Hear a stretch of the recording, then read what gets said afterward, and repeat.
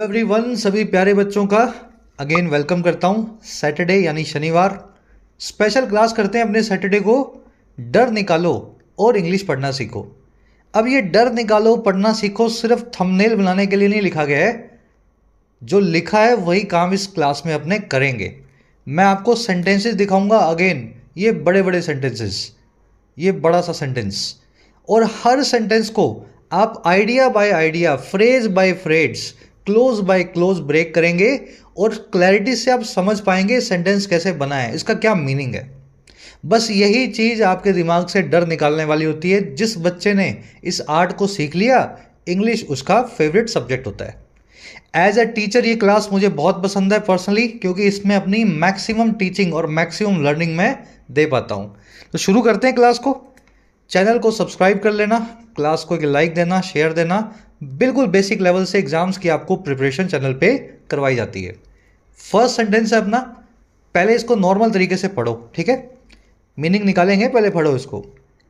As Mister Putin begins a new term with a promise to Russia of victory in Ukraine, has decided to shake up the defense ministry and bring in a technocrat whose quick and primary responsibility would be to meet quickly military objectives.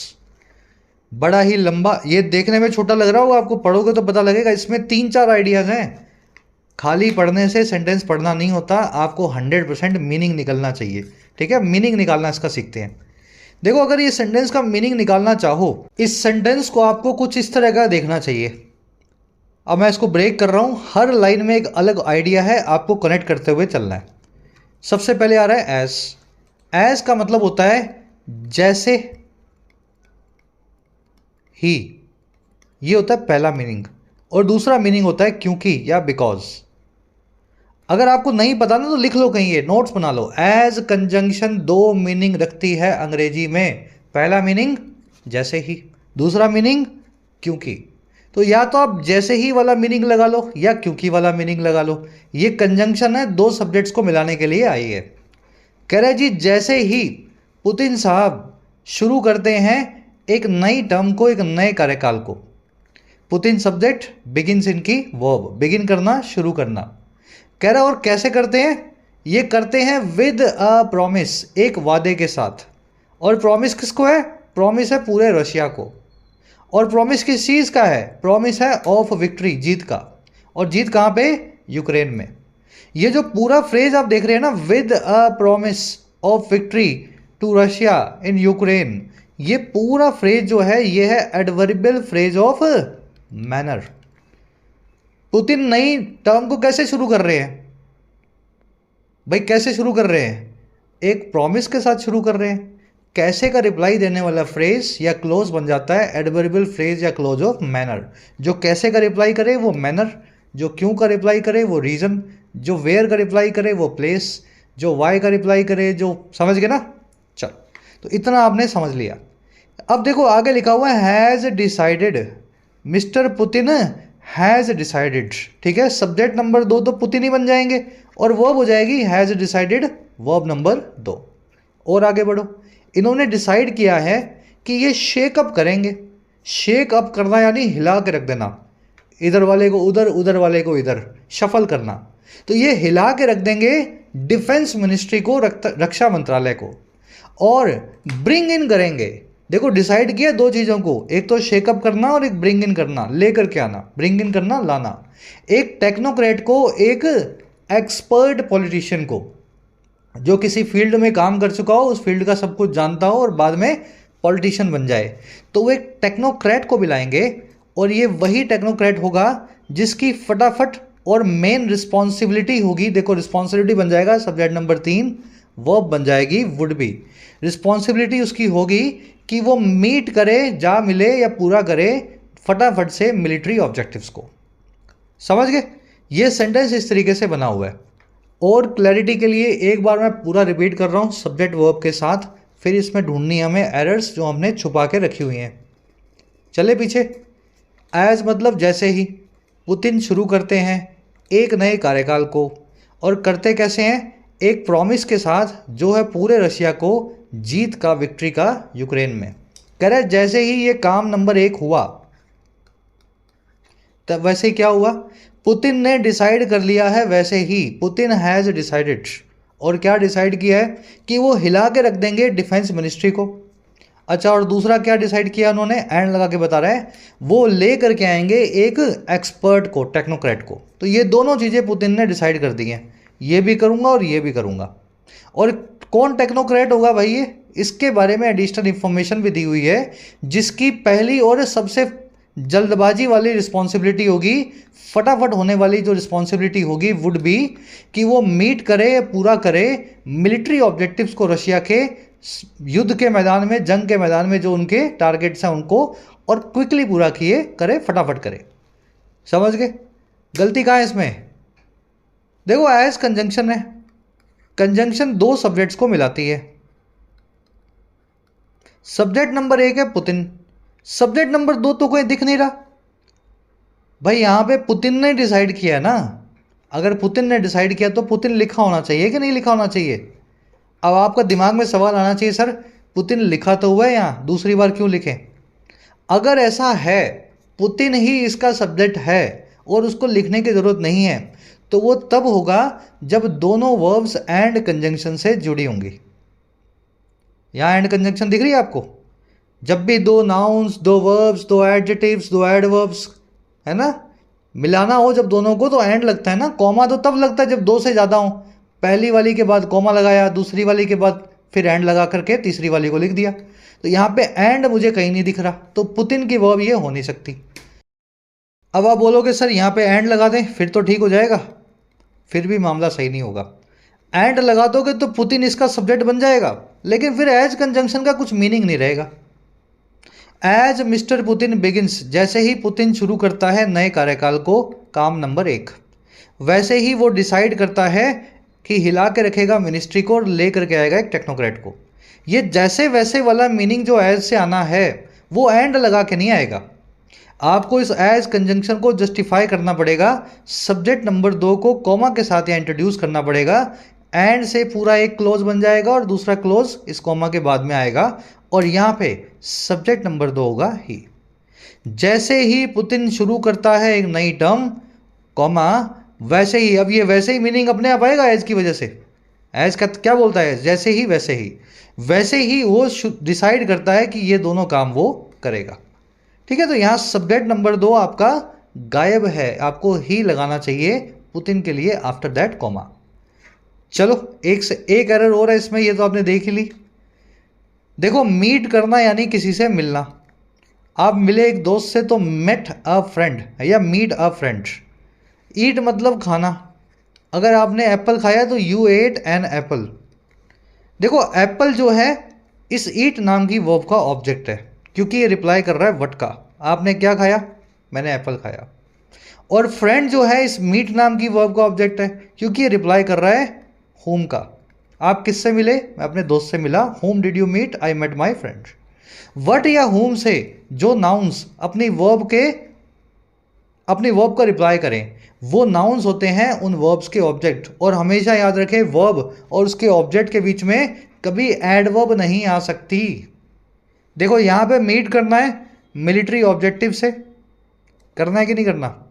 तो meet verb का object है military objectives. जैसे आप meet करते हैं अपने friend से, तो यहाँ पे क्विकली एडवर्ब बीच में क्या कर रही है, इसको यहाँ से हटाओ और यहाँ लिखो क्विकली, लास्ट में लिखी जाती है। ठीक है, to meet military objectives quickly. ये एडवर्ब का प्लेसमेंट गलत है वर्ब और उसके ऑब्जेक्ट के बीच।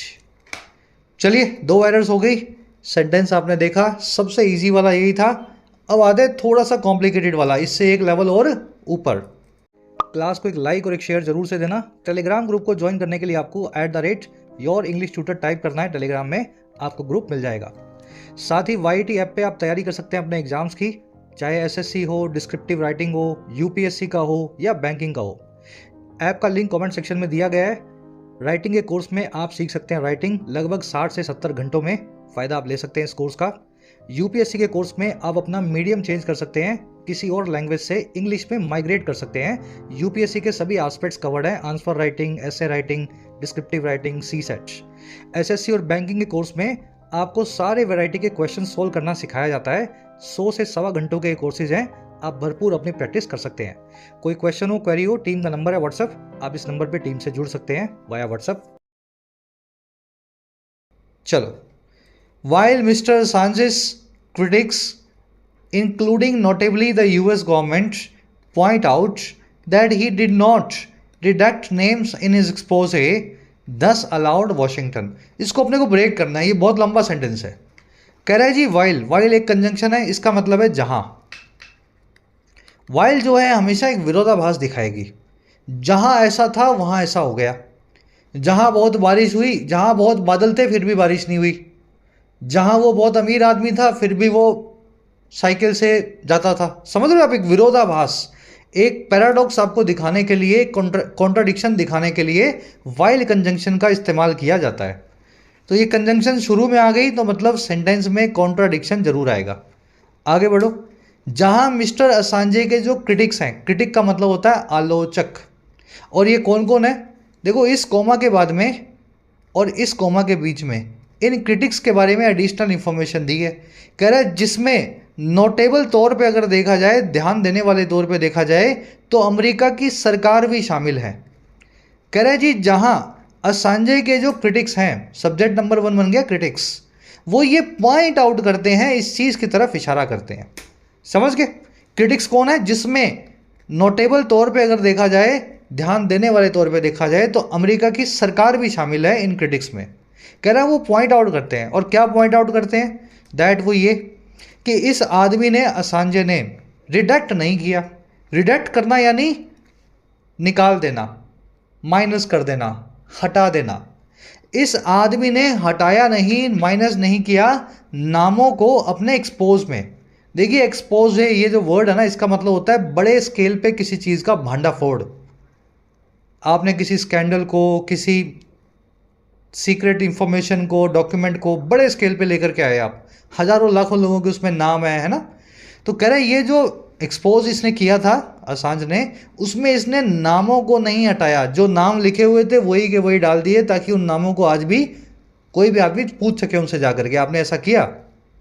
कह रहा है जी इस प्रकार से अलाउ किया वॉशिंगटन को। अब यहाँ पे अलाउड किसकी वर्ब है आपको चेक करना पड़ेगा। गवर्नमेंट की वर्ब है, क्रिटिक्स की वर्ब है, या ही की वर्ब है, हमें चेक करना है। अभी हमें पता नहीं है क्योंकि इसके आगे एंड नहीं लगा हुआ। अगर एंड लगा होता तो हम इसको वर्ब मान लेते ही की। He did not redact names and he दस अलाउड। दस का मतलब होता है इस प्रकार से, एक एडवर्ब होती है ये दस। कह रहा है जी और इसने अलाउ किया वॉशिंगटन को कि वो आर्ग्यू करे, इस दलील को पेश करे। और आर्ग्यू क्या है? आर्ग्यू ये है कि जो भी रेवलेशंस हैं, जो भी खुलासे हैं, रेवलेशन क्या है? एक एक्सपोजे में वो हुए खुलासे, उन्होंने प्लेस कर दिया, रख दिया कुछ लोगों को, इंडिविजुअल्स को, और कहाँ पे? एट रिस्क ऑफ, इस जोखम पे। और जोखम था बहुत ज़्यादा हार्म का, नुकसान का, या फिर यहाँ तक कि मौत का। तो यूएसए ने आर्ग्यू किया कि इसकी वजह से हमारे लोगों को खतरा है, जिसका इसने नाम अपने एक्सपोजे में बताया है। कह रहे जहां ऐसा है, अब देखो विरोधाभास आएगा, वाइल कंजंक्शन अपना खेल करेगी इस कॉमा के बाद।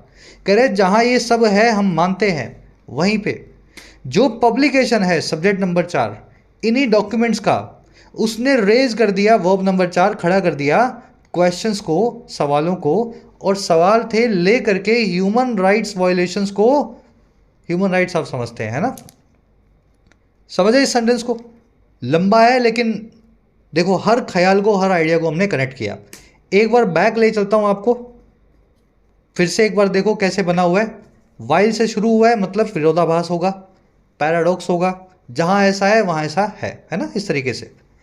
असांजे के क्रिटिक्स सब्जेक्ट हैं, क्रिटिक्स में शामिल है अमेरिका की सरकार। इंक्लूडिंग यहाँ पे कोई वर्ब नहीं है, एक प्रेपोजिशन है। इंक्लूडिंग का मतलब है जिसमें शामिल है, इंक्लूड करते हुए सरकार को। क्रिटिक्स की वर्ब है पॉइंट आउट, सब्जेक्ट नंबर 1 की वर्ब है पॉइंट आउट। कह रहे जहां ये क्रिटिक्स इस चीज़ को पॉइंट आउट करते हैं, और किस चीज़ को पॉइंट आउट करते हैं? कि इन्होंने रिडक्ट नहीं किया, इस आदमी ने माइनस नहीं किया नामों को अपने एक्सपोजे में, और इसने अलाउ भी कर दिया वॉशिंगटन को कि वो आर्ग्यू करे, इस दलील को रखे अमेरिका कि इन रेवोल्यूशंस की वजह से, इन खुलासों की वजह से, या इन खुलासों ने ही प्लेस कर दिया है, रख दिया है कई अमेरिकन नागरिकों को जोखम पे या रिस्क पे, जो है हार्म का या नुकसान का, या यहाँ तक कि उनकी मौत का। कह रहे जहाँ ये बात है, क्रिटिक्स इस बात को दोहराते आ रहे हैं 15 सालों से कि इसने नाम क्यों बताए, नाम नहीं बताता तो सब ठीक था। कह रहे ये बात जहाँ है ना, इसको भूल जाओ। बात ये है दूसरी विरोधाभास वाली कि जो पब्लिकेशन हुआ इसका, इन डॉक्यूमेंट्स का, उसने सवाल खड़े कर दिए हैं अमेरिका के ह्यूमन राइट्स वायलेशंस पे। असांजे ने क्या किया, क्या नहीं किया, नाम रखे, नाम हटाए, नाम निकाले, नहीं निकाले, रिस्क में डाला, नहीं डाला, किसी को हार्म हुई, नहीं हुई, वो भूल जाओ। कह रहा है जहाँ ऐसा है ना, ये सवाल को आप छोड़ करके ये पूछो अमेरिका ह्यूमन राइट वायलेशन करता ही क्यों है, ये नाम आए ही क्यों और एक्सपोजे करने की ज़रूरत ही क्यों पड़ी। ये सेंटेंस निकला हुआ है। मैंने बहुत कोशिश की है आपको इसकी आत्मा समझाने की। ऐसे ही सेंटेंस को आपको पढ़ना होता है। मज़ा आ रहा है तो क्लास को एक लाइक दे दो, एक शेयर कर दो, ताकि इस क्लास को हर सैटरडे ला सकूं।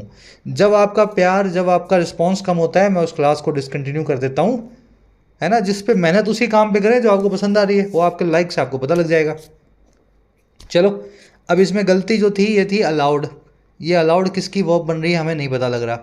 अगर ही की वर्ब है तो फिर एंड लिख दे, ही की वर्ब है तो एंड लिख दो। ऐसा तो नहीं हुआ, तो इसका मतलब ये है जी ये वर्ब नहीं है ही की, और ये जो कॉमा है ना, ये बता रहा है ये एक पार्टिसिपल है। जब इसने रिडेक्ट नहीं किया नामों को अपने एक्सपोज में, तब इसने अलाउ कर दिया, इजाज़त दे दी वॉशिंगटन को। दोनों काम एक साथ हो रहे हैं। तो वाइल 10 अलाउड नहीं, 10 अलाउइंग वॉशिंगटन, है ना। प्रेजेंट पार्टिसिपल साइमल्टेनियस एक्शन, एक काम करते हुए दूसरे काम करना। जब इसने नामों को नहीं हटाया तभी इसने अलाउ कर दिया वॉशिंगटन को, इजाज़त दे दी कि वो इसके खिलाफ आर्ग्यू करे कोर्ट में कि इसके खुलासे की वजह से कई अमेरिकन नागरिक जो हैं खतरे में हैं। तो यहाँ पे आपको वर्ब की आईएनजी फॉर्म का इस्तेमाल करके इसको बदल देना है पार्टिसिपल में, ठीक है, कॉमा के बाद। चलो जी, लास्ट सेंटेंस पे आते हैं। सेंटेंस बहुत लंबा है, आराम से इसको पढ़ना है। जब आप इसको पढ़ोगे ना, आप बोलोगे ये इतना सा सेंटेंस है 10 पैसे का, और इतना बड़ा इन्होंने बना के लिखा है। कह रहा है जी, from the murder of Pehlu Khan in Rajasthan, who was transporting cattle to Muhammad Akhlaq in Dadri, Uttar Pradesh, on the suspicion of storing cow meat. Two tribal men lynched in Sioni, Madhya Pradesh, and scores of such incidents.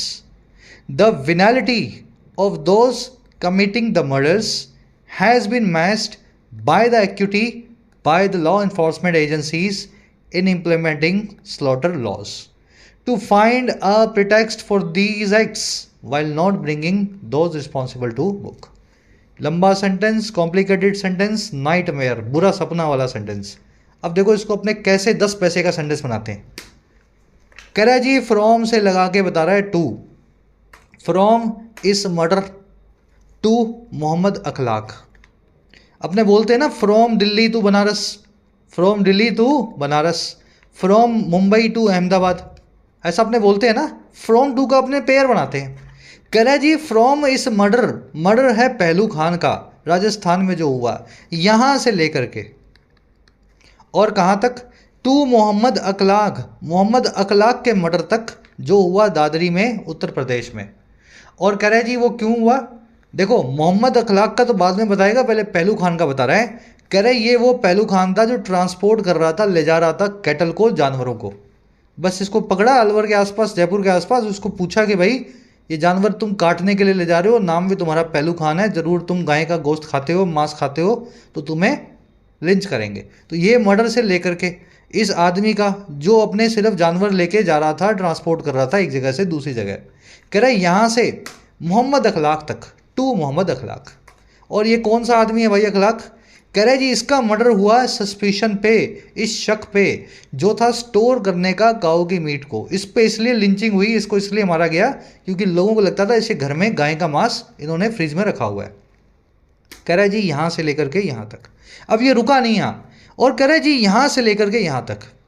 अब दूसरी बार from लगाने की ज़रूरत नहीं है, from to ऐसे आप बना सकते हैं। दूसरी बार फिर से यहाँ फ्रॉम लगाने की ज़रूरत आपको नहीं है। कह रहे जी यहाँ से भी लेकर के टू यहाँ तक, 2 ट्राइबल मैन तक जिनको लिंच किया गया, लिंच करना समझते हैं ना, भीड़ द्वारा मारा जाना, जिनको मारा गया एमपी में। और कह रहे जी यहाँ से भी यहाँ तक scores of such incidents, scores यानी बहुत सारे मामले, हजारों, लाखों, सैकड़ों, दसियों, दर्जनों, ठीक है, स्कोर्स। कह रहे जी यहाँ से लेकर के इन दोनों ट्राइबल मैन तक और कई ऐसे मामलों तक, इसी तरह के इंसिडेंट्स तक हुआ क्या। देखो सेंटेंस यहाँ से शुरू हो रहा है, इसके ऊपर क्या है, वो हम कहते हैं ना कोल्ड कॉफ़ी का झाग है, जिसमें आप पियोगे तो मुंह में कॉफ़ी नहीं आएगी, वो झाग ही आएगा। ये ऊपर तो झाग है सारा।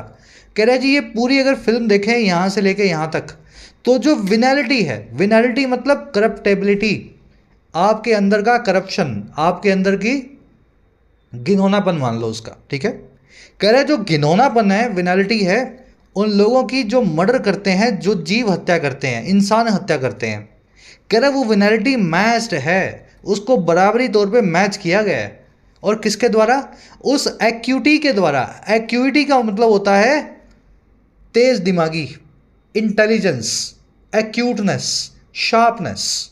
कह रहे इनके घिनौनेपन के बराबर जो है दिखाया गया है शार्पनेस को, इंटेलिजेंस को। और किसने दिखाया है? Law enforcement agency. Law enforcement agency मतलब हमारी सरकारें, हमारी मतलब हमारी पुलिस और हमारी, समझ गए, जो लॉ इन्फोर्स करती है, पुलिस है, आर्मी भी करती है कभी कभी, और पैरामिलिट्री भी है। हमारी जो पुलिस है उनके द्वारा। और ये क्यों दिखाई गई एक्यूटी? कि इम्प्लीमेंट करते इन लोगों के खिलाफ गाय को मारने के कानून को। और क्यों? ताकि फाइंड किया जा सके एक प्रिटेक्स्ट को, बहाने को इन एक्ट्स का, कि अखलाक को तो मारा ही होगा क्योंकि इसने आज घर में स्टोर नहीं किया होता, लेकिन कभी तो करता ही होगा स्टोर। मतलब कैसे ना कैसे करके काउ स्लॉटर लॉ इन पे लगा दें। और एक्यूटी इतनी बढ़िया से रखते हैं कि इनको बहाना मिल जाए इन एक्ट्स को जस्टिफाई करने का। और ये सब काम कब करते हैं? ना ब्रिंग करते हुए, ना लाते हुए इन रिस्पॉन्सिबल लोगों को, जिम्मेदार लोगों को to book. Bring someone to book का मतलब है कानून के कटघरे में लाना किसी को, समझ गए ना, किसी को उसके गुनाहों की सजा दिलवाना। लंबा सेंटेंस, और देखो आपको क्या सेंटेंस है। सेंटेंस सिर्फ इतना सा है, venality has been matched by acuity. एक बार रिपीट कर दूं वापस ले जाके, बहुत इजी सेंटेंस था। फ्रॉम लगा के बता रहा है मर्डर पहलू खान का, वो पहलू खान जो ट्रांसपोर्ट कर रहा था अपने व्हीकल को, यहाँ से लेके मोहम्मद अखलाक तक, जिसको मारा गया घर में काऊ का मीट रखने के शक पे, सस्पिशन पे। और कह रहा है यहाँ से भी लेकर के 2 आदिवासी लड़कों पे जिनको लिंच किया गया मध्य प्रदेश में, और बहुत सारे ऐसे इंसिडेंट्स तक, ऐसी घटनाओं तक। कह रहा है यहाँ से इस फिल्म को अगर आप देखें यहाँ तक, तो हुआ क्या?